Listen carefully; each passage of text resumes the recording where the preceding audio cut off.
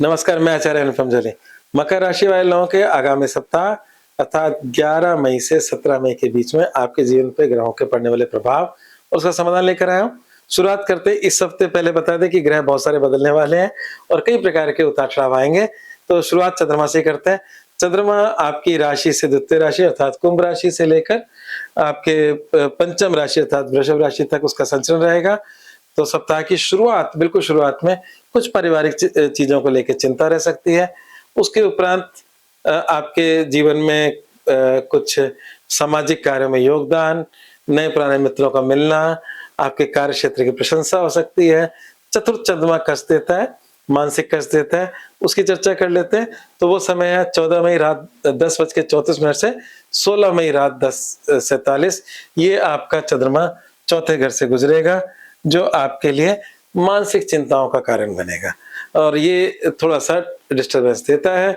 उसका शेष सप्ताह, बाकी आगे का सप्ताह आपका अच्छा है, तो बीच के 2 दिन आपके थोड़े चिंता के हैं। अब बात करते हैं बाकी बड़े परिवर्तनों की। तो एक बड़ा परिवर्तन मंगल का हो रहा है। मंगल यहाँ आकर स्वग्रही हो रहा है और ये आपको लाभ ही देगा।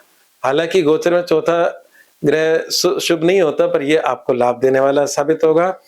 आपके जमीन मकान संबंधी अगर कुछ मामले रुके हुए थे तो उसमें तेजी आ जाएगी और अगर आपकी माता के स्वास्थ्य संबंधी कोई समस्याएं थी, क्योंकि मंगल पहले यहाँ से 12वें थे, मतलब मीन राशि में थे, तो उसका भी समाधान माता के स्वास्थ्य संबंधी मिल सकता है।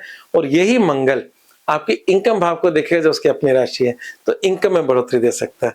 तो मैंने कहा था कि ये मंगल कई प्रकार से शुभ संकेतों वाला है।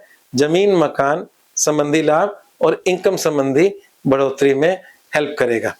अब जो चेंजेस हो रहे हैं, ये जो सूर्य बुध हैं, ये आपके पंचम राशि में चले जाएंगे और पंचम राशि के अंदर जो शुक्र है वो छठी राशि में चले जाएगा। इससे भी कई प्रकार की बातें संभव होंगी। तो 5वां घर से संबंधी समस्याएं आने वाली है और क्यों आने वाली है, उसके 2 बड़े कारण हैं। 5वां घर होता है प्रेम संबंधों का, तो अगर सब कुछ ठीक चल रहा था तो उसमें डिस्टर्बेंस आने वाली है, क्योंकि शुक्र यहाँ बैठे थे, बहुत ही अच्छा योग बना हुआ था। अब शुक्र जा रहे हैं छठे में और जो बुध यहाँ आ रहे हैं वो अनफॉर्चुनेटली छठे के स्वामी होकर ये एक्सचेंज योग बना रहे हैं। तो एक्सचेंज योग का मतलब यह है कि जो माधुर्य, जो प्रेम पिछले कुछ समय से चल रहा था, वो झगड़ों में तब्दील हो सकता है इस योग की वजह से। दूसरी बात क्या है? दूसरी बात यह है कि यहाँ पर सूर्य जो है वो अष्टम लॉस के घर का स्वामी होकर सूर्य आ जाएगा, तो वो उसमें आग में घी का काम करेगा।